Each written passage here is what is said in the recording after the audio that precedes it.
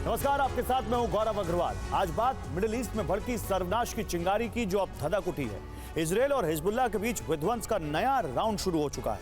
आज हिजबुल्लाह ने इजरायल पर अब तक का सबसे बड़ा अटैक किया है। आपको दो तस्वीरें दिखाते हैं। इजरायल पर 300 से ज्यादा कत्यूशा रॉकेट की बौछार कर दी गई, जबकि इजरायल ने भी इसका जवाब दिया। इजरायली डिफेंस फोर्स ने प्रीएम्प्टिव स्ट्राइक की, 100 फाइटर जेट उतार दिए। यानी हिजबुल्लाह को तबाह करने का पक्का प्लान है। इजरायल और अमेरिका के एक्सपर्ट्स कह रहे हैं कि हिजबुल्लाह ने 6000 मिसाइलों, रॉकेटों और ड्रोन से हमले का प्लान बनाया था। तो ये आज की बहुत बड़ी खबर है, जिस पर पूरी दुनिया की नजर लगी हुई है। इस बीच इजरायल से एक बड़ी खबर, जहां इमरजेंसी मीटिंग हुई। इस मीटिंग के बाद बेंजामिन नेतन्याहू ने कहा कि इजरायल अपनी सुरक्षा के लिए किसी भी हद तक जाएगा। जो भी हम पर चोट करेगा उसे तबाह कर देंगे। आइए सुनते हैं उन्होंने क्या कहा। तो नेतन्याहू साफ साफ कह रहे हैं कि हम पर जो हमले की सोचेगा हम उस पर हमला करेंगे। लेकिन इसी बीच एक बड़ी खबर है, इजरायल पर चौतरफा हमले का खतरा बढ़ गया है। बड़ी खबर, हिजबुल्लाह के बाद यमन का संगठन हूती भी तैयार है। क्या आप अभी भी माता पिता बनने का सपना देख रहे हैं? अपोलो फर्टिलिटी के साथ अपनी माता पिता बनने का सपना पूरा करें। मुफ्त परामर्श के लिए 9953440671 पर कॉल करें। इजरायल पर जल्द हूती कर सकता है हमले। तो हिजबुल्लाह के बाद अब हूती भी इजरायल पर हमले के लिए तैयार है। वो ईरान के तमाम प्रॉक्सी अब इजरायल पर एक साथ हमला कर सकते हैं। ये तस्वीरें देखिए कैसे आयरन डोम इजरायल की तरफ आने वाले रॉकेट्स को हवा में ही मार गिरा रहा है। लेकिन ये लगातार हो रहा है, इजरायल पर हमले का खतरा बढ़ गया है। इसी बीच एक और बड़ी खबर है, साउथ लेबनान पर नॉन स्टॉप बमबारी हुई है। साउथ लेबनान के दर्जनों शहरों पर हमला हुआ है। कुछ देर पहले इजरायली फाइटर जेट्स ने साउथ लेबनान के एक शहर पर हमला किया। जिब्किन, हरफा और ज़ेबैन पर भी हमला हुआ है। और हमले के बाद ये आप देख सकते हैं धुएं का गुबार जो आसमान छूता हुआ।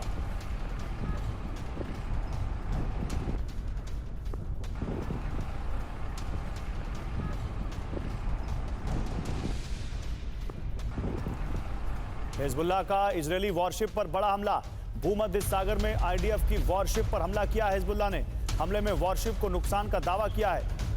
हमले में आईडीएफ के एक सैनिक की मौत का भी दावा। हिजबुल्लाह हमले पर इजरायली मीडिया का दावा।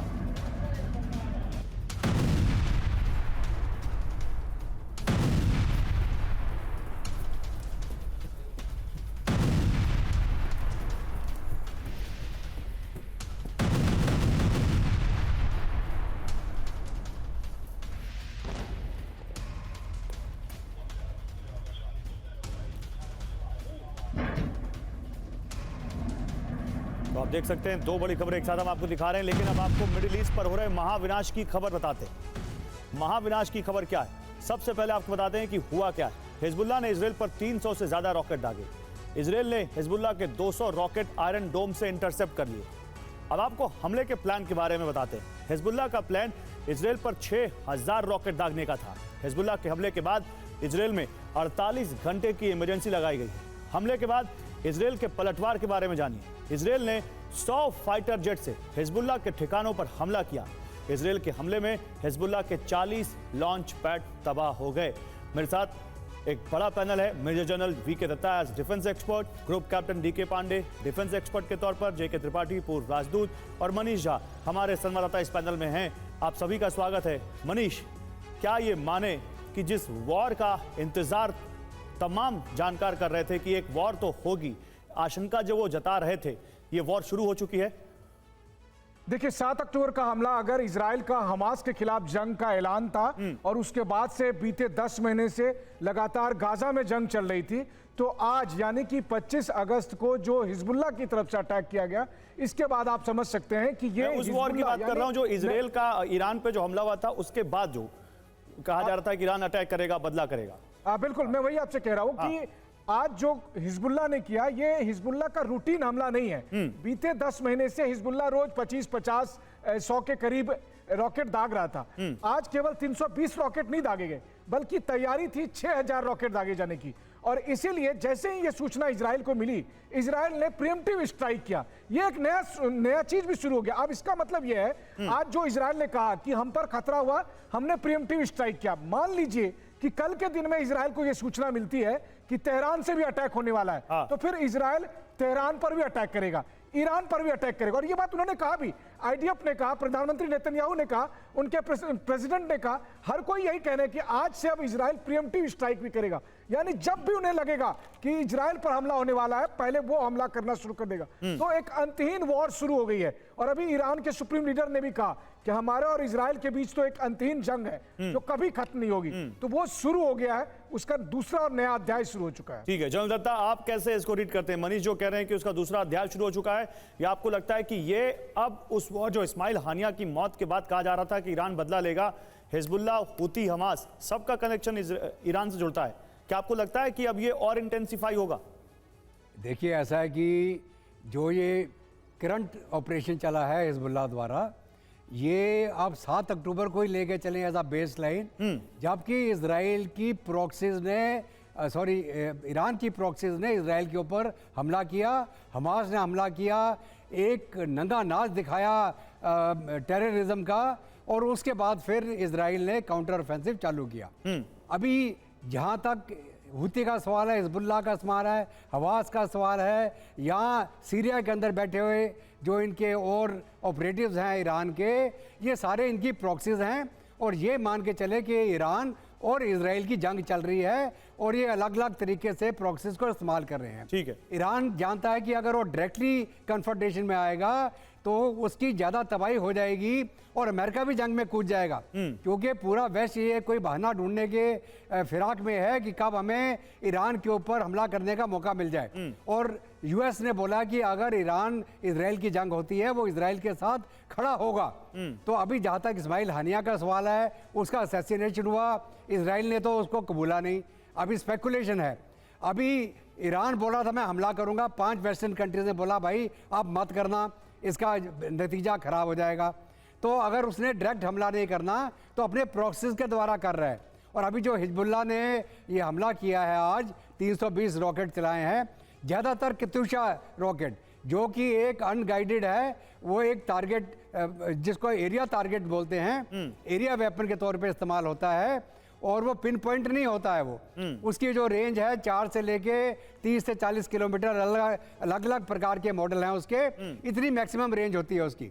वो हैफा तक और वो नहीं पहुंच सकता, जो ड्रोन्स वगैरह हैं वो जाएंगी। ठीक बात है। तो जो कतूशा का इस्तेमाल किया गया वो सिर्फ क्या है कि उनका जो पुराना स्टॉक पड़ा है उन्होंने उसका इस्तेमाल किया। पुराना स्टॉक क्लियर कर रहे हैं अपना। जहां तक 6,000 रॉकेट का सवाल है, वो जरूर है कि अगर इजराइल को खबर मिली तो उन्होंने प्रीएम्प्टिव स्ट्राइक किया, 100 फाइटर बॉम्बर्स का इस्तेमाल किया, एक बहुत बड़ा मैसिव एयर स्ट्राइक है। इस पर आगे बात करेंगे, और लेकिन एक बड़ी खबर आ रही है, मैं वो बड़ी खबर दिखाना चाहता हूं, बल्कि कई सारी खबरें, फिर अपने दूसरे पैनलिस्ट के पास जाऊंगा। हिजबुल्लाह की दूसरे फेज के हमले की तैयारी भी अब सामने दिख रही है, और ये बड़ी खबर आप देखिए, दूसरा फेज यानी जो आज हुआ उसके बाद तेल अवीव पर बहुत बड़े हमले का प्लान है हिजबुल्लाह का। लॉन्ग रेंज मिसाइल से हमले की तैयारी है। हिजबुल्लाह कभी भी कर सकता है हमला, हमले को लेकर अलर्ट पर है तेल अवीव।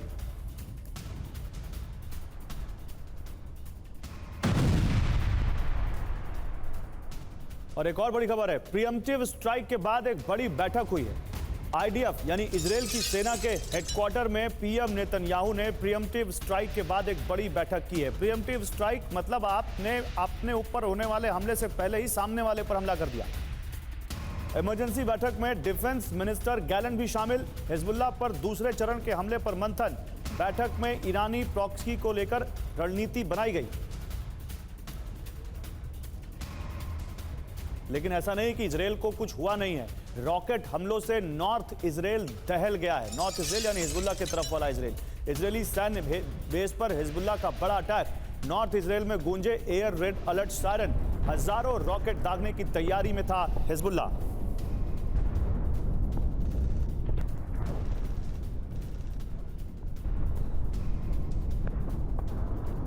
तीनों खबरें एक साथ आपको दिखाते हैं, कैसे एक बड़ी बैठक हुई प्रीएम्प्टिव स्ट्राइक के बाद।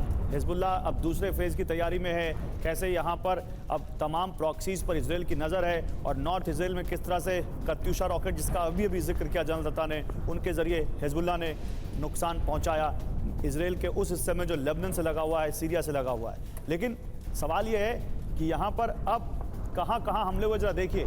इजराइल में 11 जगह अटैक हुए। मोरोन बेस, नवेजिव बैरक, जातून बेस, जोरा बैरक, अल साहल बेस, केला बैरक, यूएफ बैरक, नफा बेस, यार्डन बेस, एन जैतिम बेस और रामोट नफ्ताली बैरक, इन सभी जगहों पर हमला हुआ है। और देखिए हमारे संवाददाता सुमित भी हमारे साथ जुड़ चुके ज़्यादा जानकारी के साथ। सुमित, आप तो अभी ज़्यादा दिन हुआ नहीं जब साउथ लेबनान से होकर आए हैं, ये जो कुछ हुआ है, ये जितने इलाके हम बता रहे हैं, ये वही इलाके हैं जो नॉर्थ इजराइल में हैं। यहाँ पर कैसी आबादी है, किस तरह का नुकसान हुआ है इजराइल में, कुछ जानकारी है?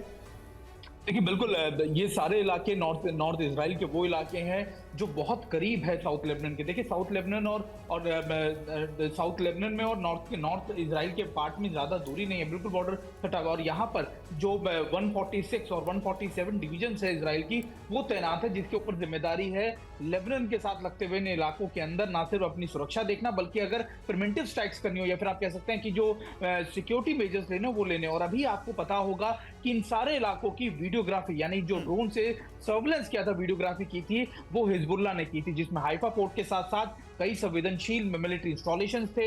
हाइफा पोर्ट के आसपास के जो आर्म्स एंड एम्युनिशन डेपो थे, वो सारी की सारी चीजों की फोटोग्राफी या वीडियोग्राफी लगातार हिजबुल्लाह की तरफ से की गई। तो हिजबुल्लाह ने तब भी कहा था कि जरूरत पड़ने पर हम इनको टारगेट करेंगे। तो निश्चित तौर पर एक बड़े अटैक है खासतौर पर हिजबुल्लाह की तरफ से, और वो ऐसे वक्त में जब प्रिवेंटिव स्ट्राइक्स करने के बावजूद इजराइल के ऊपर इस तरीके के अटैक को हिजबुल्लाह ने अंजाम दिया। 6000 से ज्यादा रॉकेट्स तैयार किए गए थे, 40 से ज्यादा ऐसे लॉन्च पैड थे जहां से टारगेट किया जाना। उसके बाद इजराइल के प्रिवेंटिव स्ट्राइक के बावजूद हिजबुल्लाह ने ये टारगेट को अंजाम दिया, इन पूरे मिशन को अंजाम दिया। तो आप मान के चल सकते हैं कि हिजबुल्लाह आज के वक्त में कितना ज्यादा पावरफुल इन सभी प्रॉक्सीज में हो चुका है।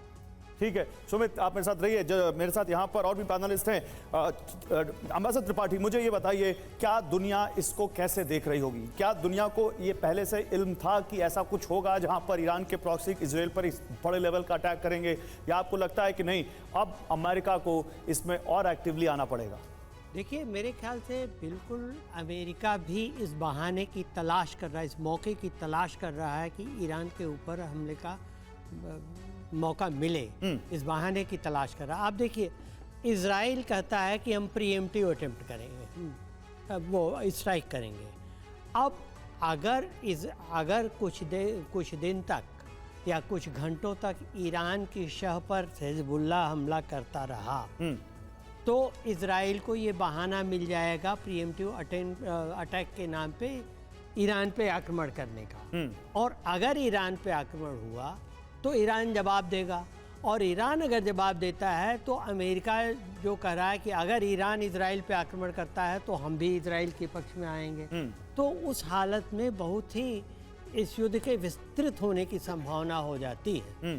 ये मतलब सिर्फ दो तीन देशों को नहीं, और आगे विस्तार पा जाएगा मध्य पूर्व में। ठीक है, ग्रुप कैप्टन डी के पांडे साहब, आपका क्या असेसमेंट है? अब ये किधर जाएगी वॉर?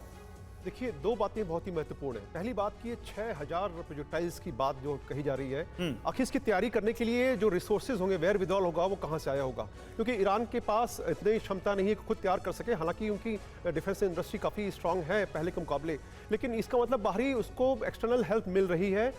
ईरान में, लेबनान में वो चीज़ें पहुँच रही हैं। और 120 किलोमीटर का जो बॉर्डर लगा सटा हुआ है इजराइल के साथ, वो लगभग 5 किलोमीटर का एरिया जो है खाली कर दिया गया, ताकि हिजबुल्लाह को पता था कि हम जब अटैक करेंगे तो निश्चित रूप से इजराइल से प्रति उत्तर आएगा। और जो 100 एयरक्राफ्ट की स्ट्राइक की बात की जा रही है, ये जहाज केवल मात्र 5-6 किलोमीटर अंदर गए, ज़्यादा नहीं गए। और वहाँ पर जो लॉन्च पैड जिसकी बात की जाए, जहाँ पर कि ये कैटी उषा जो प्रोजेक्ट बात हो रही, रॉकेट्स की बात हो रही है, उनके लॉन्चर जो थे उनको डिस्ट्रॉय किया गया ताकि वो लॉन्च ही नहीं कर पाए। तो 6000 जो रॉकेट्स थे वो पड़े के पड़े रह गए, और 40 डिस्ट्रॉय होने के बाद क्षमता बहुत सीमित हो गई। लेकिन ऐसा नहीं था कि हिजबुल्लाह को इसका आगाह नहीं था, पूर्वानुमान था कि इजराइल की तरफ से कुछ रिप्लाई आएगा, कुछ करेंगे।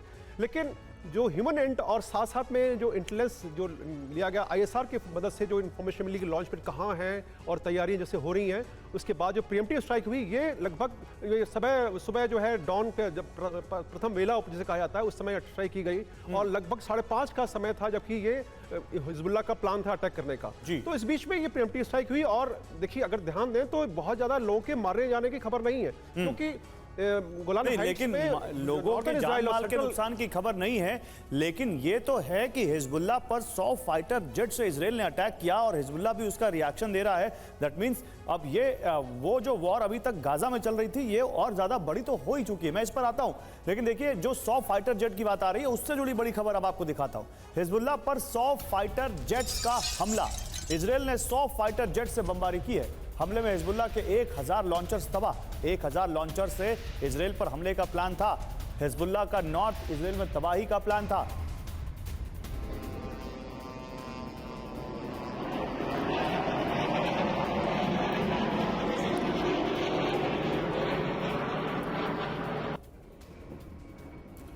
और इजराइल का अचानक लेबनान पर हमला, हिजबुल्लाह पर कुछ ही मिनट में 40 से ज्यादा हमले कर दिए इजराइल ने। हिजबुल्लाह को अलर्ट होने का मौका तक नहीं मिला। हिजबुल्लाह के हमलों से पहले लेबनान में तबाही।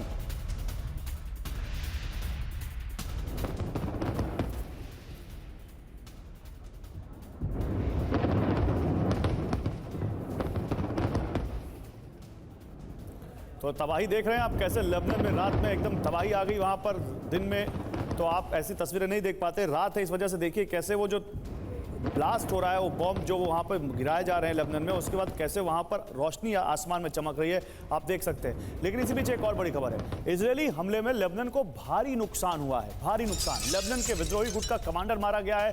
लेबनान रेजिस्टेंस ब्रिगेड का कमांडर ढेर कर दिया गया। ख्याम में मारा गया विद्रोही गुट का कमांडर, उसकी तस्वीर भी हम आपको दिखा रहे हैं।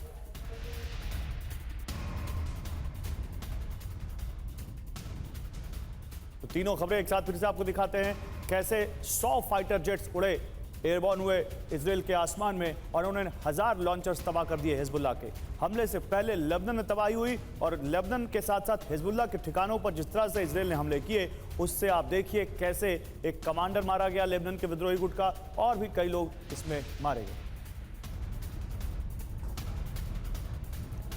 तो हिजबुल्लाह ने आज इजराइल पर हमले का बड़ा प्लान तैयार किया था। अमेरिकी और इजरायली सुरक्षा विशेषज्ञों का दावा है कि हिजबुल्लाह ने आज 6000 मिसाइलों से इजराइल पर हमले की योजना बनाई थी, लेकिन वक्त रहते इजराइल ने उसे नाकाम कर दिया। इससे पहले हमास ने पिछले साल 7 अक्टूबर को इजराइल पर 3000 मिसाइलों से हमला किया था, जिसके बाद ही उसके खिलाफ इजराइल का एक्शन अभी तक जारी है।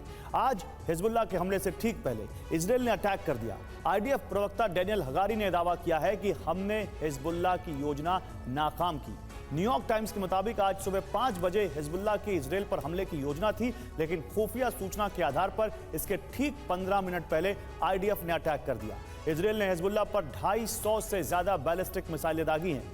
आखिरी वक्त में हिजबुल्लाह ने भी 300 से अधिक रॉकेट दागे हैं। मनीष, लेकिन ये प्रीएम्प्टिव स्ट्राइक क्या आगे और बड़ा रूप ले सकती है? देखिए, आसार तो वही लग रहे हैं। अगर इजराइल जिस तरीके से आज पॉलिटिकल स्टेटमेंट दे रहा है, चाहे वो प्रधानमंत्री नेतन्याहू हो, इजराइल के विदेश मंत्री हो, इजराइल के रक्षा मंत्री हो, कि अगर इजराइल पे खतरा होगा तो हम प्रीएम्प्टिव स्ट्राइक करेंगे, तो ये प्रीएम्प्टिव स्ट्राइक केवल हमास और हिजबुल्लाह के खिलाफ ही नहीं होगा। अगर कल के दिन में इजराइल को ये लगता है कि ईरान से हमला हो सकता है, तो फिर इजराइल तब तेहरान पे भी अटैक करने के लिए सोचेगा। कल के दिन में अगर इजराइल को ये लगता है कि ईरान के पास जो बार बार ये कहा जाता है कि न्यूक्लियर बम बन गए हैं, तो क्या ऐसी स्थिति में वो पहले प्रीएम्प्टिव स्ट्राइक करेगा ईरान के खिलाफ? तो फिर सोचिए कितना बड़ा स्केल हो जाएगा इस युद्ध का। असलियत यह है कि आज इजराइल ने एक नया वॉर जोन क्रिएट किया, एक नया वॉर का स्केल तैयार किया है, और वो स्केल कुछ हद तक बहुत बड़ा हो सकता है। बड़ी बात यह है कि 5 दिन पहले अमेरिका के विदेश मंत्री आए थे, वो प्रधानमंत्री नेतन्याहू से मिले, कई दूसरे देशों के नेताओं से मिले, तब भी यह घटना घटी है।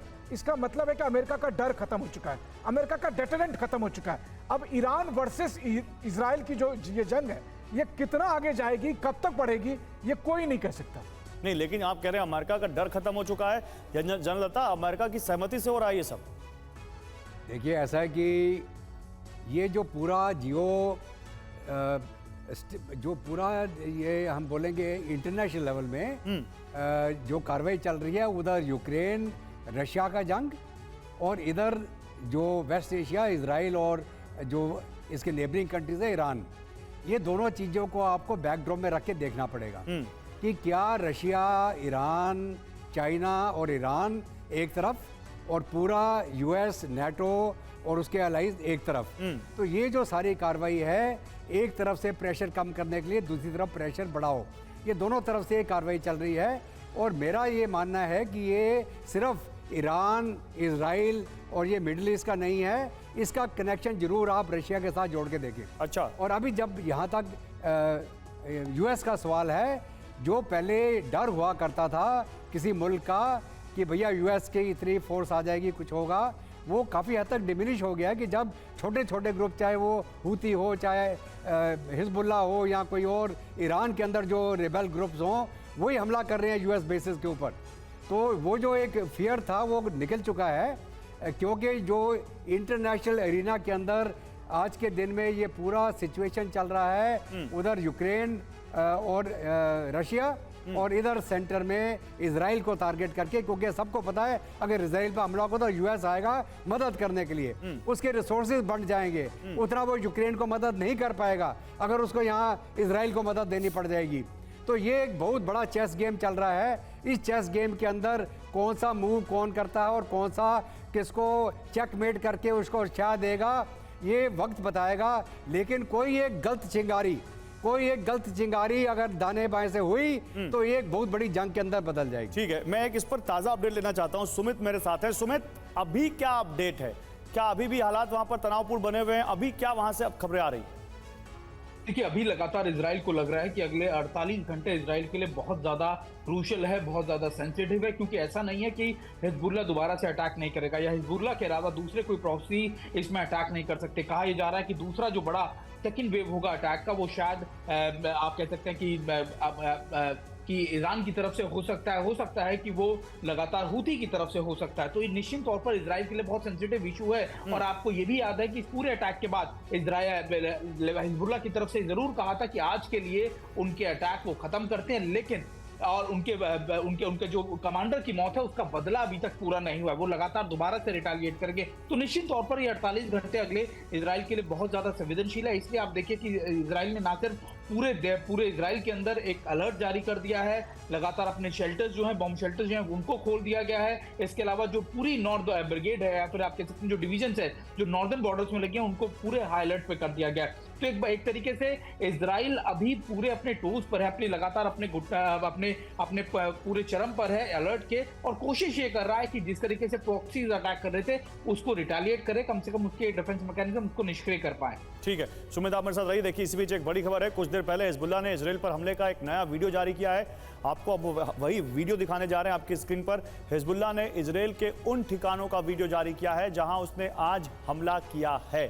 बाकायदा मैप के जरिए से समझाया गया है। देखिए, ये मेरे बगल में आप ये वीडियो देख पा रहे हैं जहां हिजबुल्ला ने मैप के जरिए ये चेतावनी दी है कि इन जगहों पर इजराइल में हम अटैक करेंगे। ये हिजबुल्ला ने इजराइल पर हमले का वीडियो जारी करके बाकायदा जगह बताई है। यानी कहते हैं ना कि घर में घुस कर मारेंगे, कह कर मारेंगे, उस तरह का यहाँ पर ये वीडियो और ये चेतावनी हिजबुल्ला की तरफ से इजराइल की तरफ से। एक बार मुझे बिग वॉल पर दीजिए ये वीडियो। देखिए, ये वीडियो आप देखिए, यहाँ पर आप देख सकते हैं अलग अलग जगहों पर ये अरबी भाषा में लिखा हुआ है हिजबुल्ला की तरफ से।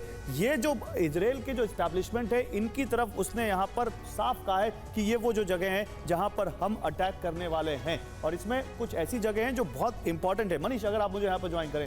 मनीष, ये कौन सी जगह हो सकती हैं? क्या ये वहाँ के मिलिट्री एस्टैब्लिशमेंट हैं, न्यूक्लियर रिएक्टर्स हैं, क्या वहाँ की सरकार की कुछ बड़ी ऑफिसेज हैं, क्या हैं?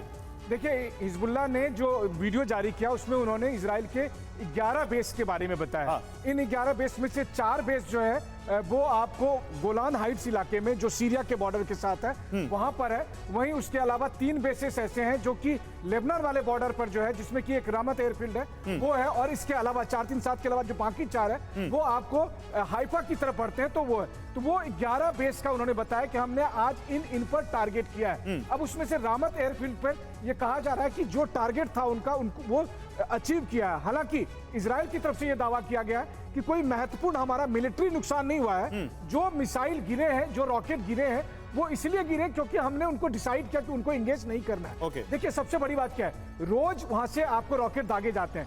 आयरन डोम्स का आप इस्तेमाल करते हैं, काफी एक्सपेंसिव है। और ऐसे में आप जब देखते हैं कि कोई खाली जगह जा रही है या कोई एक बिल्डिंग को नुकसान होगा, उससे आपको बहुत नुकसान नहीं होगा, तो आप उनको गिरने देते हैं, उनको हिट करने देते हैं। लेकिन वहां पर आग लगती है तो फिर हिजबुल्ला कहता है देखो हमने इजराइल में आग लगा दी। तो ये कुल मिलाकर सिचुएशन है, ठीक है। उसको यहाँ दिखाने की कोशिश। ठीक है, आप मेरे साथ रहिए मनीष। देखिए, आप अपना स्थान ग्रहण कर सकते हैं। इसी बीच एक बड़ी खबर है, इजराइल पर बड़े हमले की तैयारी थी। ये कहा जा रहा है 6000 मिसाइल रॉकेटों से हमले की योजना थी।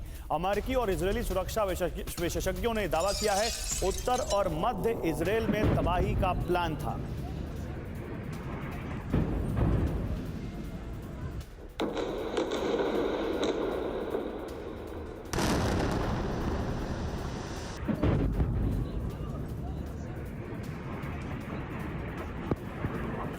और इजराइल ने कुछ देर पहले दोबारा हमला किया है, ये जानकारी आ रही है। दक्षिणी लेबनान में इजराइल का फिर हमला।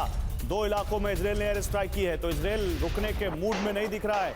एयर स्ट्राइक की है दक्षिणी लेबनान में इजराइल ने एक बार फिर से, और 2 जगहों पर यह किया है, ऐसी जानकारी सामने आ रही है।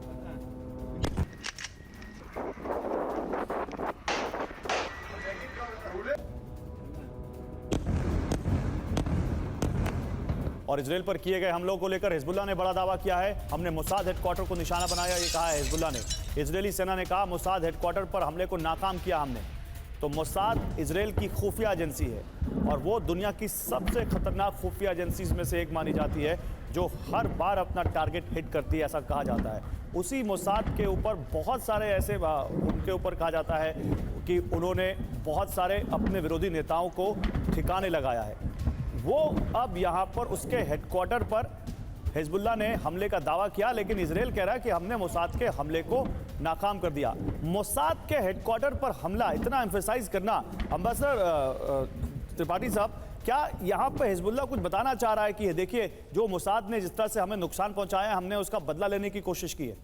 देखिए, यहाँ पर 2-3 चीज़ें हैं जो हिजबुल्लाह जाहिर करना चाह रहा है। एक तो ये कि जिस मोसाद की वजह से हिजबुल्लाह पे हमले हो रहे हैं, या जिस मोसाद की वजह से हिजबुल्लाह के सैनिक ठिकानों के बारे में सही जानकारी एकत्रित की जा रही है, उसको हम यहाँ पर टारगेट कर रहे हैं, उस पर हमला कर रहे हैं, ये दिखाना कि हम बड़ा पिन पॉइंट करके हमला कर सकते हैं। हालांकि हमारे साथी विशेषज्ञ बताएंगे, वो इससे सहमत हो गए कि कत्यूषा रॉकेट से जो हमले हो रहे हैं, कत्यूषा द्वितीय विश्व युद्ध के रॉकेट हैं, जो कि जैसे अभी बताया गया कि जो टारगेटेड हमले नहीं कर सकते, उसके साथ जो है कोलेटरल डैमेज होने के ज़्यादा चांसेस रहते हैं।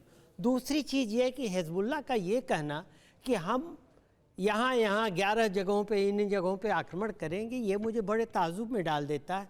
आम तौर पे कोई देश जब या कोई गुट आक्रमण करता है कहीं का, तो ऐसे बताता नहीं डिक्लेयर। या तो ये उनकी बेवकूफ़ी है, या उनको हमारे जोश के वो कह दे रहे हैं, या अपने डोमेस्टिक कॉन्स्टिट्यूएंसी को ये दिखाने की कोशिश है कि देखिए हम ऐसा कर रहे हैं, हम ऐसा कर सकते हैं।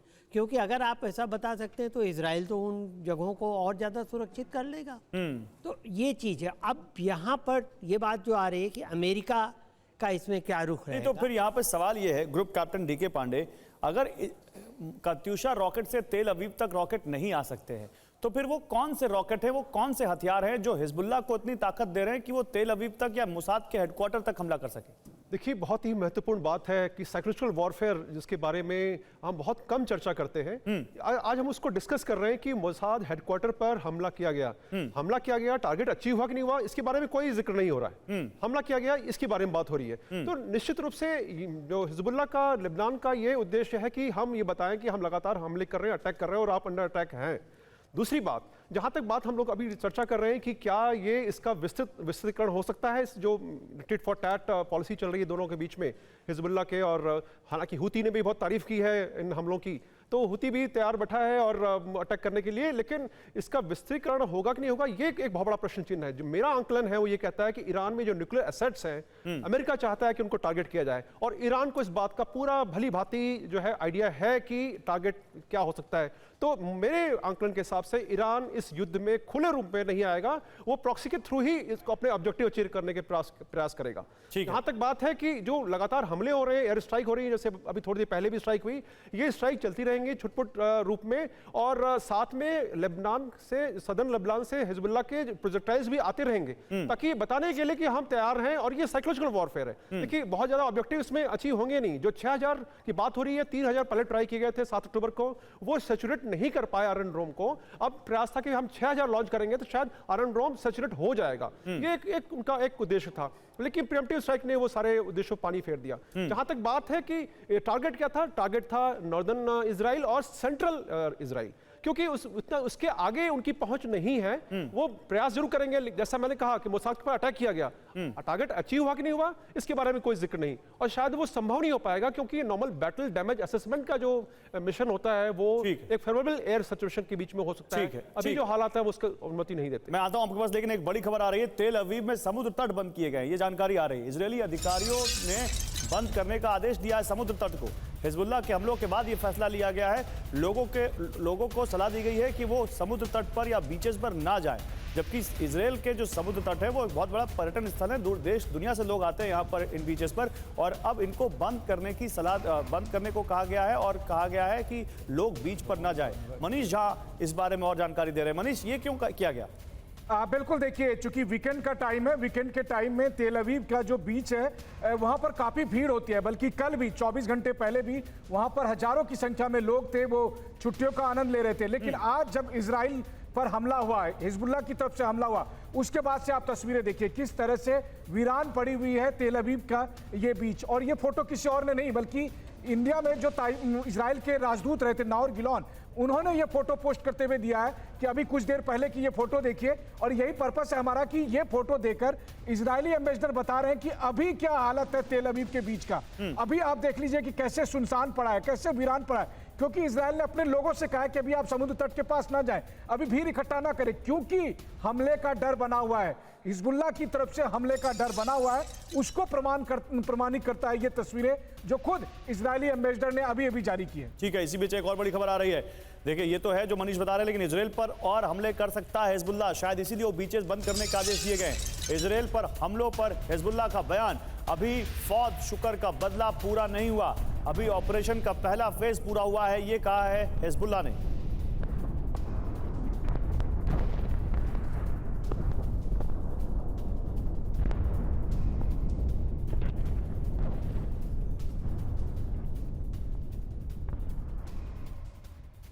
और हिजबुल्लाह ने खारिज कर दिया है इजराइल का दावा, प्रीएम्प्टिव स्ट्राइक जैसा कुछ नहीं हुआ, ये कहा हिजबुल्लाह ने। हमारे सभी ड्रोन इजरायली सीमा में घुसे, ये कहा हिजबुल्लाह ने। हमारे रॉकेट ने टारगेट हिट किए, हमारा मिलिट्री ऑपरेशन सफल रहा, ये कहा है हिजबुल्लाह ने।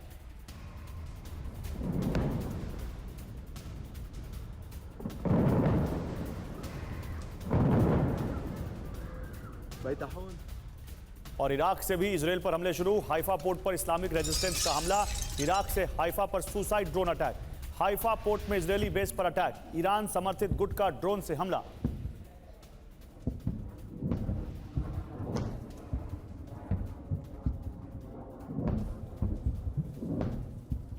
तो आप तीन खबरें देखिए। अभी फौज शुक्र का बदला पूरा नहीं हुआ, ये बड़ी चेतावनी देता हुआ हिजबुल्लाह। उन्होंने कहा कि हमारे सभी हमले सही साबित हुए, कोई भी प्रीएम्प्टिव स्ट्राइक जैसी चीज नहीं हुई, हमारे रॉकेट्स ने टारगेट हिट किए, और अब इसके अलावा इराक से भी इजराइल पर हमले शुरू हुए हैं। ईरान समर्थित गुट इराक से इजराइल पर हमले कर रहे हैं।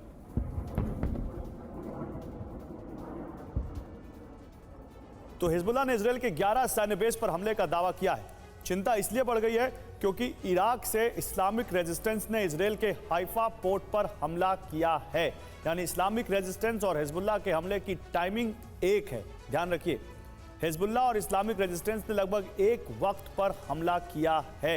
यही कह रहे हैं हम लगातार कि अगर तमाम जो प्रॉक्सी हैं ईरान के वो एक साथ आए तो क्या इजराइल के लिए मुश्किल होगा। मैं अगर आपसे एक कंपैरिजन पूछूं जनरल दत्ता, अभी तक अक्टूबर के बाद से हमास से लड़ रहा है इजराइल, लेकिन हमास और हिजबुल्लाह में कितना अंतर है? हिजबुल्लाह हमास से कितना बड़ा थ्रेट है? देखिए, ऐसा है कि जहाँ तक हम फोर्स लेवल का कंपैरिजन करें, हमास एक बिल्कुल लिमिटेड एरिया में था।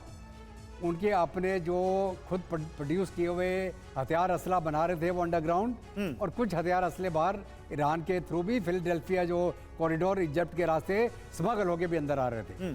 लेकिन जो अगर हम डिस्टेंस की बात करें, जो गाजा स्ट्रिप है और उसका जो पूरा बॉर्डर लगता है इजराइल के साथ, वो बहुत नज़दीक है, और वहाँ पे जो अटैक काउंटर अटैक करना बहुत आसान काम है। जहाँ तक हिजबुल्लाह का सवाल है, हिजबुल्लाह तकरीबन एक लेबनान, एक मुल्क का एक रिप्रेजेंटेटिव बन गया है आज के दिन में। अगर आप लेबनान गवर्नमेंट की बात करें तो वो सिर्फ एक नाम की गवर्नमेंट रह गई है वहाँ। तो खास करके हिजबुल्लाह का जो पूरा कंट्रोल है आज के दिन में लेबनान और सदर्न लेबनान के ऊपर है। उनकी जो फोर्स लेवल है, उनके जो मिसाइल और रॉकेट सिस्टम्स हैं वो हजारों लाखों की तादाद में है एज कंपेयर टू हमास। तो इसलिए अगर हम तुलना करें तो हिजबुल्लाह एक बहुत बड़ा ऑर्गेनाइजेशन है, एक और military इसलिए asset है। ये ज्यादा सीरियस है हमास की तुलना में। मनीष कुछ ऐड ऑन करना चाह रहे हैं? मनीष बिल्कुल, देखिए ये कितना सीरियस है। आप यही सोचिए कि अभी अभी इजराइल के प्रधानमंत्री बेंजामिन नेतन्याहू ने ईरान के सुप्रीम लीडर अयतुल्लाह खमनई को और हिजबुल्लाह के चीफ नसरुल्लाह को सीधे सीधे धमकी दी है। नेतन्याहू ने यह कहा कि बेरूत में बैठे नसरुल्लाह और तेहरान में बैठे खमनई ये समझ लें कि आज जो हमने किया है ये पहला कदम है उत्तर में हालात को बदलने के लिए। तो जो बात हम लोग लगातार कह रहे थे उसको आज इजराइल के प्रधानमंत्री ने भी लेकिन उस पर बात मोहर लगा दी। मनीष ये है कि हिजबुल्लाह भी कह रहा है कि हमारा पहला फेज था, नेतन्याहू भी कह रहे हैं पहला कदम है। लड़ाई और क्या होती है? यही होती है जहां दोनों ना माने, और वही हो रहा है। बिल्कुल सही कहा आपने। देखिए लड़ाई यही तो होती है जब दोनों पक्ष लड़ने के लिए आमदा हो। दोनों में से कोई नहीं कह रहा है कि हम युद्ध में नहीं बढ़ेंगे आगे, दोनों कह रहा है कि हम छोड़ेंगे नहीं आगे। नेतन्याहू कह रहा है कि आप सोचिए, नेतन्याहू कह रहा है कि नसरुल्लाह आप समझ लो, नेतन्याहू कह रहा है कि अयतुल्लाह खमनई तुम समझ लो कि हम आगे अब क्या करेंगे। वहीं नसरुल्लाह अब जो कि कुछ ही देर के बाद स्टेटमेंट देने वाला है, वो इजराइल को धमकी देगा। और फिर केवल धमकी तक नहीं बात है, दोनों तरफ से लगातार स्ट्राइक हो रहे हैं और इतनी ज्यादा मात्रा में स्ट्राइक हो रहे हैं कि जिससे आप समझ सकते हैं कि तो मैं अपने सैन्य विशेषज्ञों से पूछता हूं। ग्रुप कैप्टन डीके पांडे, मुझे बताइए, जो मनीष कह रहे हैं नेतन्याहू ने कहा कि उत्तर की ओर सफाई करने का या उत्तर की ओर शांति लाने का ये पहला कदम है, नेतन्याहू क्या किसको एड्रेस कर रहे हैं? देखिए एक और मजेदार चीज है कि मिस्र में इस समय शांति वार्ता की तैयारियां चल रही हैं। तो एक आंकलन ये भी कहता है कि इस शांति वार्ता के पीछे, क्योंकि शांति वार्ता के लिए अमेरिका बहुत ही जबरदस्त प्रयास कर रहा है, क्योंकि चुनाव आने वाले हैं और वो चाहते हैं कि बाइडेन चाहते हैं कि बताना कि हमने शांति स्थापित करने में बहुत बड़ी सफलता हासिल की। तो इस परिदृश्य में अगर हम देखें तो निश्चित रूप से ये चीज वो अगर कुछ हो सकती है, लेकिन हमले की जहां तक बात है कि दोनों अभी मानेंगे लगता नहीं, और ये वाकयुद्ध चलेगा भी, क्योंकि जमीनी हकीकत यह है कि हमास पर जितने भी मोटे मोटे मिलिट्री बेसिस थे, मिलिट्री पॉइंट्स थे, उनको न्यूट्रलाइज कर दिया गया। अब जो बचा है वो हिजबुल्लाह के पास है। हिजबुल्लाह और हमास में सबसे बड़ा अंतर यह है कि हमास एक घिरा हुआ है और लगभग सभी मिलिट्री उसके जो पॉइंट्स थे उसको इजराइल ने लगभग समाप्त कर दिया है। हिजबुल्लाह का जो है लेबनान के सदर्न इलाके में है और नॉर्दर्न इलाका पूरा खिला है। तो जो रिप्लेसमेंट है, प्रोक्योरमेंट है, वो लगातार जारी है। उनको जो सपोर्ट चाहिए आर्म्स अम्युनिशन का वो लगातार उनको मिल रहा है, जबकि हमास के केस में ऐसा नहीं है। तो जो शक्ति है, भले ही उनकी संख्या ज्यादा हो सकती है हमास की गाजा की पट्टी पर, लेकिन हिजबुल्लाह इस समय ज्यादा प्रखर होकर आया है। उसका रीजन है कि बाहरी शक्तियां जो उसको सपोर्ट कर रही हैं वो उसकी वजह से वो आगे बढ़ पा रहा है। ध्यान देने की बात है कि शांति की बात जो कर रहे हैं दोनों देखिए इस समय तो बिल्कुल दोनों के मुख में तो यही है, इजराइल हो चाहे ईरान हो या लेबनान हो, सब कह रहे हैं कि भाई हम लड़ाई जारी रखेंगे। लेकिन क्या लड़ाई जारी करने की क्षमता उनमें बची है? क्या वो इसको आगे बढ़ा सकते हैं? इस मामले में हाइफा की बात करिए, अभी हम बात कर रहे हैं अटैक हुआ हाइफा में 320 शेल्टर खोले गए। इसका मतलब दोनों का अनुमान था कि बातें आगे और बढ़ेंगी। तो इन सबको देखते हुए ये लगता है कि अभी निश्चित रूप से लड़ाई झगड़ा बढ़ेगा, लेकिन उनका पैनापन कितना होगा ये एक बहुत बड़ा प्रश्न चिन्ह है, क्योंकि बहुत सारे group captain DK Pandey, thank you very much sir, आपका बहुत शुक्रिया। आप सभी मेहमानों का बहुत शुक्रिया हमारे साथ जुड़ने के लिए। मनीष और सुमित आपका बहुत शुक्रिया हमारे साथ जुड़ने के लिए। लेकिन ये शो अभी हम आगे जारी रखेंगे, शो अभी हम खत्म नहीं कर रहे हैं। देखिए अब हम आपको लेकर चलते हैं रूस और यूक्रेन वॉर फ्रंट पर। कुर्स्क का संग्राम अब दुनिया को डराने लगी है, क्योंकि रूस से लगातार दूसरे दिन भी एटमी महाविनाश की चेतावनी आई है। कुर्स्क जंग में नाकाम हो रहे रूस ने यूक्रेन पर एटमी आतंकवाद का आरोप लगाया है और यूरोप एशिया में सर्वनाश का अंदेशा जताया है। दूसरी तरफ यूक्रेन ने रूस पर ज़पोरिज़िया प्लांट पर हमले का आरोप लगाकर ब्लैकआउट का खतरा बताया है। कुर्स्क की जंग एटमी ब्लास्ट के खौफ के साए के बीच किस रफ्तार से आगे बढ़ रही है, आज आप इसका अंदाजा बखूबी लगा सकेंगे।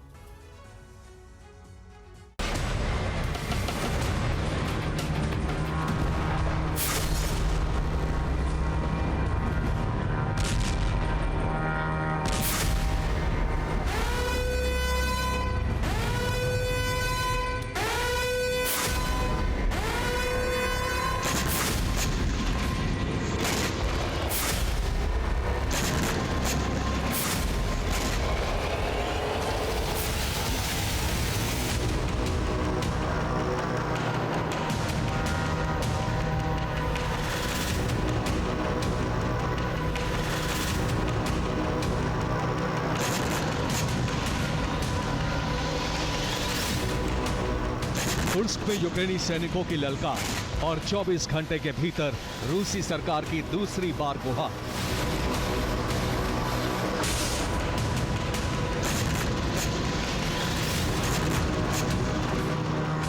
यूक्रेनी फौज रूसी सैनिकों का संहार करते हुए आगे बढ़ रही है, तो दूसरी तरफ रूस इंटरनेशनल एजेंसी से मदद की गुहार लगा रहा है।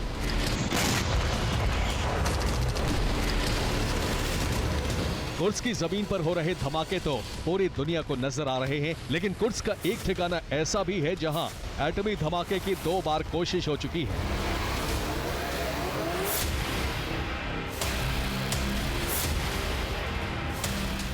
रूस का दावा है कि कुर्स्क न्यूक्लियर प्लांट पर हमले की कोशिश लगातार जारी है। यहां गुरुवार को 5 ड्रोन से हमले की कोशिश की गई। गुरुवार को फिर 3 ड्रोन से प्लांट में ब्लास्ट का प्रयास किया गया।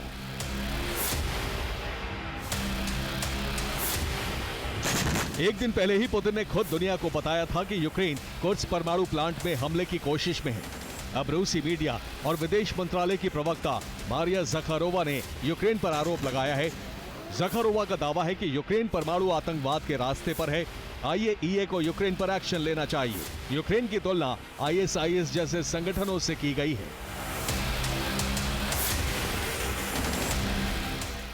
मैं इस वक्त कीव में हूं और यहां मौजूद मेरे सूत्रों के मुताबिक कुर्स्क के परमाणु प्लांट के करीब जंग तो चल रही है, लेकिन यूक्रेन प्लांट पर हमला नहीं कर रहा है क्योंकि NATO यूक्रेन की पूरी मदद कर रहा है। और इस वक्त न्यूक्लियर प्लांट में धमाका यूक्रेन के लिए आत्मघाती साबित हो सकता है। रूस की मीडिया ने भी यूक्रेन पर आरोप लगाते हुए सबूत के तौर पर तस्वीरें जारी की हैं। दावा है कि ये उसी ड्रोन का टुकड़ा है जो कुर्स्क परमाणु प्लांट के करीब गिराया गया। हमले का आरोप इस ग्रेनेड की तस्वीर से लगाया जा रहा है। ड्रोन के एक और टुकड़े की तस्वीर है जिससे विस्फोट की साजिश का आरोप है। रूस ने दुनिया को बताया है कि यूक्रेन की सेना अभी परमाणु प्लांट से दूर है।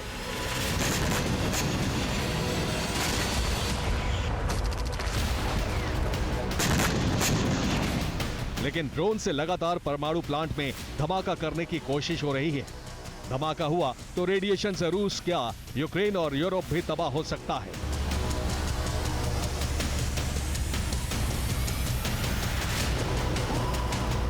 हालांकि सबूत और दावों के बावजूद यूक्रेन ऐसे हमलों से इनकार कर रहा है। तो सवाल है कि कुर्स्क की लड़ाई में लगातार नाकामी की वजह से रूस ने परमाणु रेडिएशन का हाय तौबा मचाना शुरू किया है।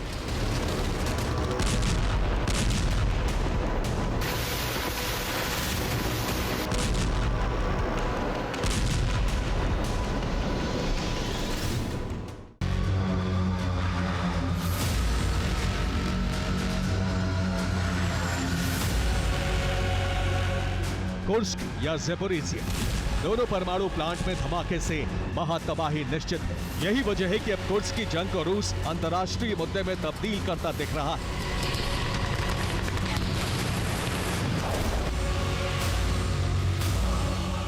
रूस की बेचैनी की वजह है कुर्स्क में यूक्रेनी सेना के कब्जे की रफ्तार।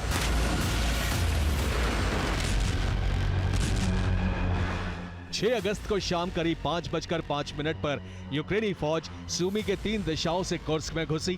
तीनों टुकड़ियां 24 घंटे यानी 7 अगस्त को शाम 5 बजे तक ही कुर्स्क के काफी भीतर तक पहुंच गई। रूस इस हमले के लिए बिल्कुल तैयार नहीं था। रूस को लगा कि यूक्रेनी सैनिकों को वापस खदेड़ दिया जाएगा, लेकिन ऐसा हो नहीं सका।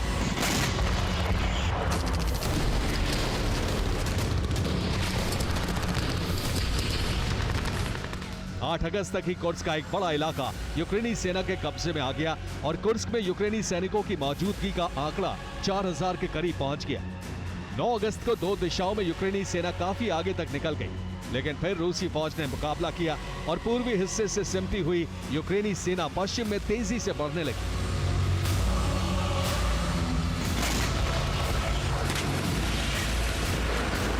अगस्त तक कुर्स्क में 5000 यूक्रेनी सैनिक जमा हो चुके थे और रूस के 10,000 सैनिकों की तैनाती पर भारी साबित हुए।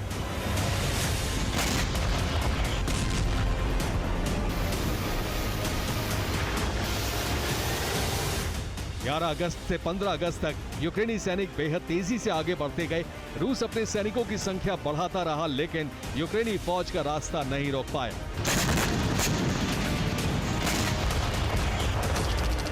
भीषण जंग के बीच इसी रफ्तार ने पूरी दुनिया को हैरान कर दिया। नेटो को नए जोश से भर दिया। विदेशी सैनिक भी यूक्रेन की मदद के लिए भेजे गए।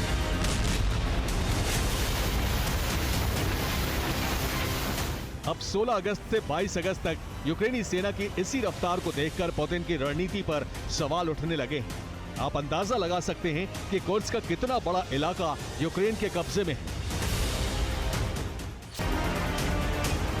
हालांकि यूक्रेन को कुर्स्क के विजय अभियान में बड़ा नुकसान भी हुआ है। यूक्रेन के कई सैनिकों की मौत हुई है। रूसी मीडिया के मुताबिक कुर्स्क में यूक्रेन के 5137 सैनिकों की मौत हुई है। यूक्रेन के 69 टैंक नष्ट किए जा चुके हैं। यूक्रेन 400 सैन्य वाहन भी गंवा चुका है।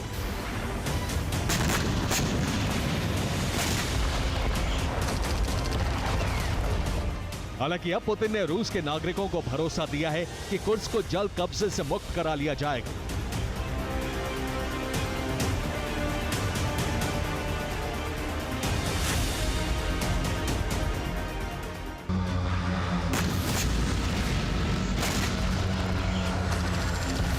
कुर्स्क में जंग से यूक्रेन को कई फायदे हुए हैं। यूक्रेन खार्किव में अपनी खोई हुई जमीन वापस लेने लगा है।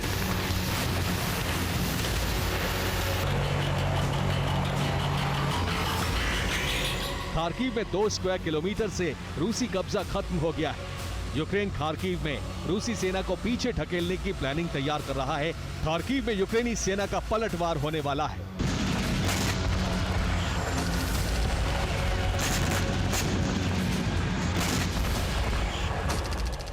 वॉर एक्सपर्ट्स के मुताबिक यूक्रेन भले ही क्रुक्स और खार्किव में जंग को जीतकर खुशी मना रहा है, लेकिन पुतिन क्रुक्स में यूक्रेनी सैनिकों को ढील देकर यूक्रेन के बहुत बड़े हिस्से पर कब्जे की रणनीति पर काम कर रहे हैं।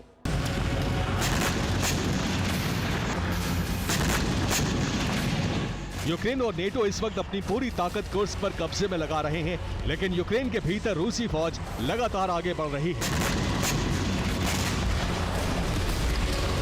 अंदेशा है रूसी सेना को अब कड़े मुकाबले का सामना नहीं करना पड़ रहा है। अंदेशा है कि यूक्रेन के डोनेस्क, लुहांस्क, खार्किव, सुमी, चासिव यार, ज़ेपोरिजिया, खेरसोन, बाखमत, अवदीपका जैसे इलाकों पर रूसी सेना पूरी तरह कब्जा कर लेगी। नीप्रो नदी के पूर्वी किनारे को कब्जे में लेने का अभियान भी तेज है।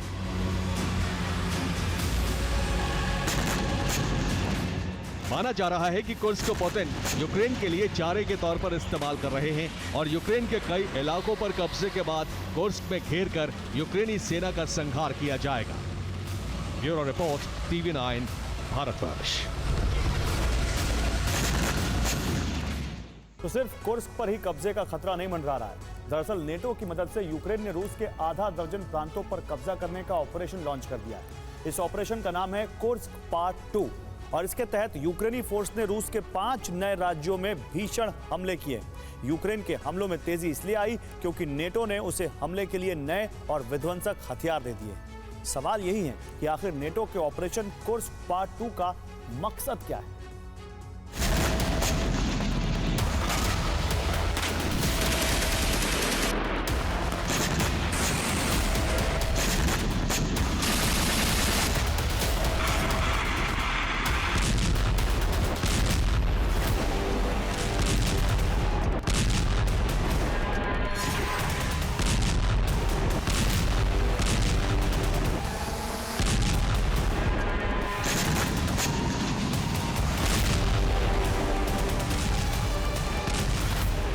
कुर्स्क में यूक्रेन का ऑपरेशन लगातार विध्वंसक होता जा रहा है।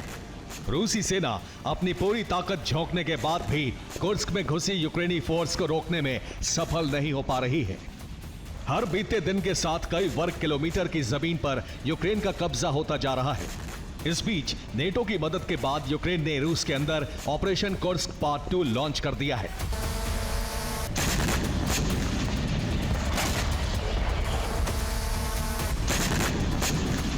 नेटो ने कुर्स्क पार्ट 2 का खतरनाक प्लान बनाया है और इसी के साथ रूस के अंदर यूक्रेनी फोर्स के विध्वंसक हवाई हमले शुरू हो गए।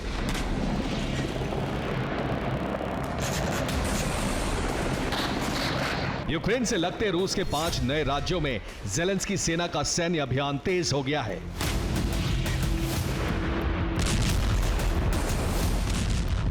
कुर्स्क पार्ट 2 को सफल बनाने के लिए नेटो देशों ने यूक्रेन को बारूद की सप्लाई तेज कर दी है। रूस के कुर्स्क प्रांत पर यूक्रेनी फोर्स को जिस तरीके से सफलता मिली है, उससे अमेरिका समेत नाटो के हौसले बहुत ही ज्यादा बुलंद हो गए हैं। कुर्स्क में मिली बेजोड़ सफलता के बाद ही नाटो के ग्रीन सिग्नल पर यूक्रेन ने रूस के 5 प्रांतों को अब जलाना शुरू कर दिया है।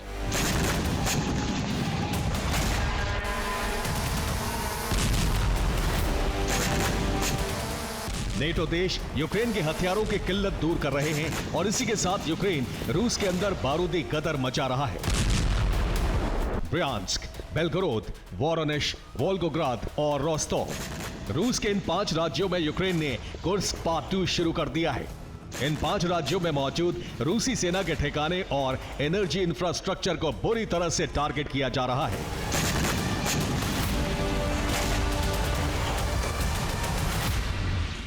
यूक्रेन ने रूस को सबसे बड़ा जख्म रोस्टोव में दिया है। यहां यूक्रेन के स्ट्राइक से रूस का एनर्जी सेक्टर भस्म होता जा रहा है।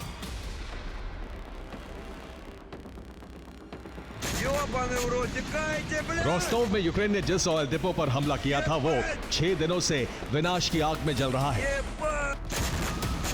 तबाही की अग्नि में रूस का 2000 करोड़ रुपए का ऑयल डिपो भस्म हो चुका है, लेकिन इसकी आग अब शहर और वहां रह रहे लोगों के लिए जानलेवा बन गई है। 6 दिनों के बाद भी ऑयल डिपो की आग बुझाई नहीं जा सकी है। ज्वाला शांत होने के बजाय धधकती ही जा रही है। अब ये भयावह लपटें शहर की तरफ बढ़ रही हैं, जिससे हजारों जिंदगियों पर खतरा मंडराने लगा है। इस आग की वजह से रूस के दूसरे एनर्जी ठिकाने मसलन power station, gas station, oil depot, petrol pump, gas station, kerosene tanker में आग और फिर विस्फोट का खतरा मंडरा रहा है।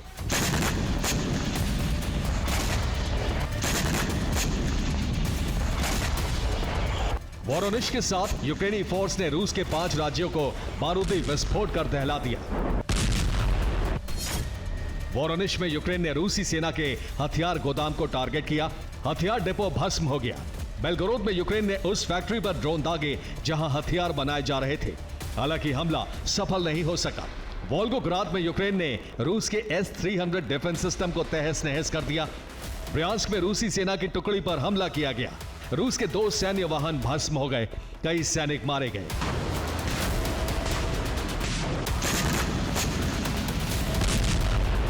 यूक्रेन से सटे रूसी राज्यों में हमले इसलिए तेज हो गए हैं क्योंकि नेटो की मदद से ज़ेलेंस्की और उनकी सेना रूस के आधा दर्जन राज्यों में यूक्रेनी परचम फहराना चाहती है।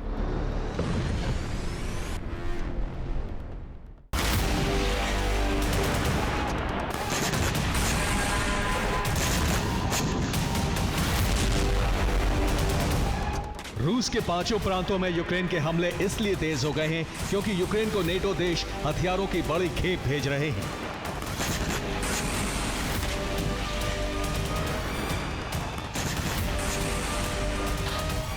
जो यूक्रेन 1 महीने पहले हथियारों की किल्लत से जूझ रहा था, वही अब रूसी धरती और रूस की सेना को दहला रहा है।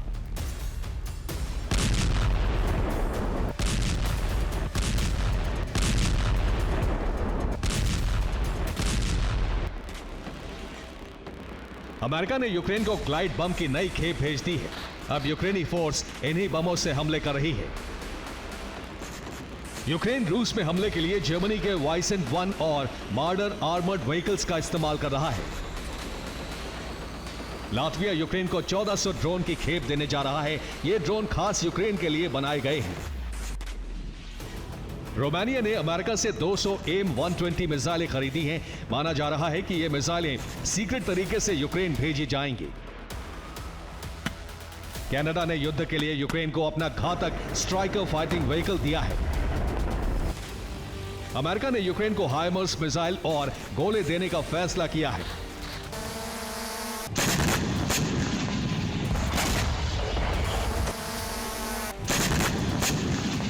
अमेरिका और यूक्रेन के अधिकारियों के बीच एक सीक्रेट बैठक हुई।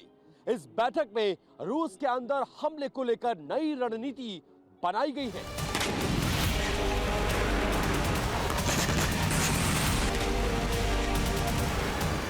लेकिन कुर्स्क समेत रूस के 6 प्रांतों में यूक्रेनी हमलों को लेकर नेटो में ही फूट पड़ गई है।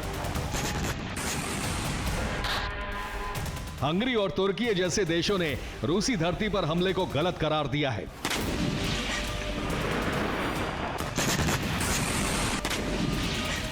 लेकिन अमेरिका और दूसरे नेटो देश न सिर्फ यूक्रेन के साथ खड़े हैं, बल्कि उन्होंने पश्चिमी देशों के हथियारों से रूस के अंदर हमलों की छूट भी दे दी है।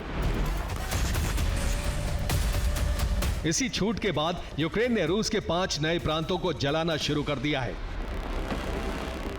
माना जा रहा है कि इस सैन्य अभियान के जरिए या तो नेटो रूस के 5 प्रांतों पर कब्जा करना चाहता है या फिर पुतिन और उनकी सेना को एटमी हमले के लिए मजबूर कर रहा है। ब्यूरो रिपोर्ट, TV9 भारत पर। और कुर्स्क का बदला लेने के लिए रूस ने यूक्रेन का इंडिपेंडेंस डे चुना। 24 अगस्त को रूस ने यूक्रेन को दहला दिया। 12 से ज्यादा शहरों पर मिसाइलें दागी गईं।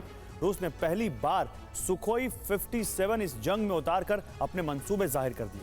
स्वतंत्रता दिवस के जश्न में डूबा यूक्रेन अब मातम मना रहा है, क्योंकि रूस ने इतना बारूद झोंक दिया जिससे खार्किव से लेकर कीव तक कोहराम मच गया।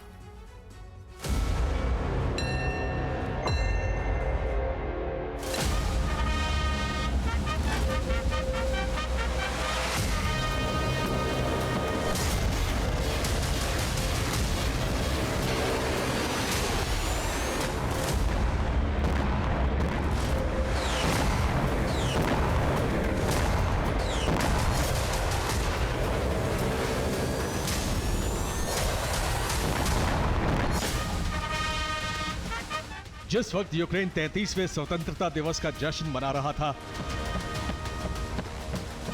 उसी वक्त क्रेमलिन में यूक्रेन की तबाही की पटकथा लिखी जा रही थी।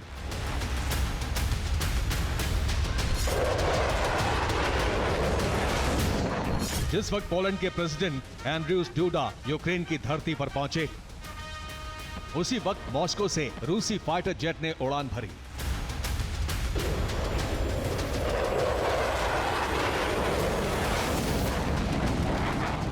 और फिर यूक्रेन का इंडिपेंडेंस डे बन गया डूम्सडे। यूक्रेन में रूस ने जबरदस्त एयर स्ट्राइक की।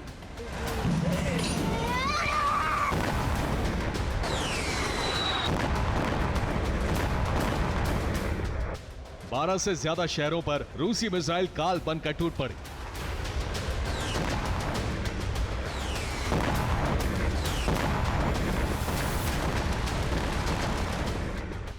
और इंडिपेंडेंस डे के जश्न का शोर बारूदी विस्फोट में दब गया। रूस ने जानबूझकर 24 अगस्त का दिन चुना, क्योंकि इस दिन यूक्रेन पर हमला करके उसे सबसे ज्यादा चोट पहुंचाई जा सकती है। यूक्रेन के उन तमाम शहरों पर हमले किए गए जहां यूक्रेन रूसी फौज को धकेलने का दावा कर रहा है। दरअसल रूस नेटो को यह बताना चाहता है कि सिर्फ कुर्स्क में यूक्रेनी सेना के घुस जाने का मतलब रूस की हार नहीं है। रूस कभी भी कुर्स्क को हासिल कर सकता है।